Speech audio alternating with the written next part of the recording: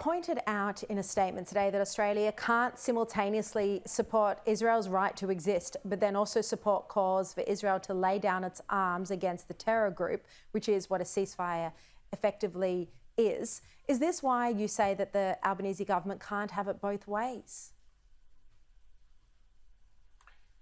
Well, supporting a ceasefire on the face of it sounds to the ordinary person as a reasonable thing. What decent person doesn't want a ceasefire? It means no more war, no more suffering.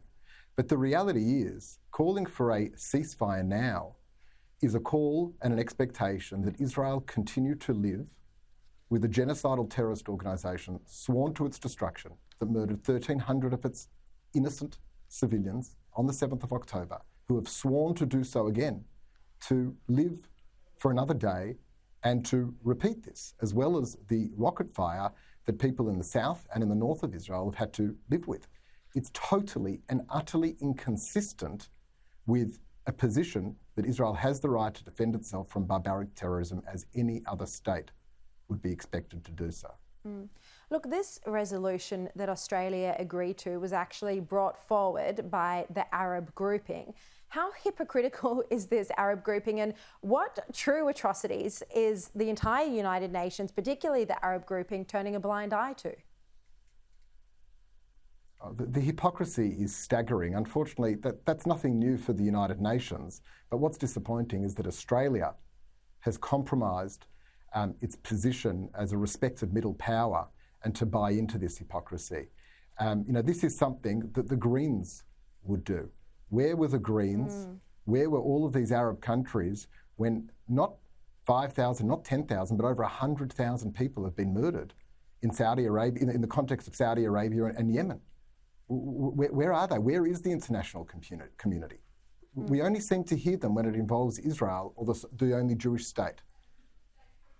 Absolutely, that's so right. Look, Penny Wong today said that the human suffering in Gaza is unacceptable. She says this is why Australia took this position. What's your response to her comments? I fully agree that the human suffering that is going on in Gaza is totally unacceptable. It is horrific. And it is entirely on the conscience and the responsibility of Hamas, who started this war on the 7th of October. There was a ceasefire before the 7th of October. Hamas broke it and has committed themselves to repeating that atrocity over and over and again. Sharri, I was just in Israel 2 weeks ago. I saw the proximity of these kibbutzim to Gaza, a couple of kilometres.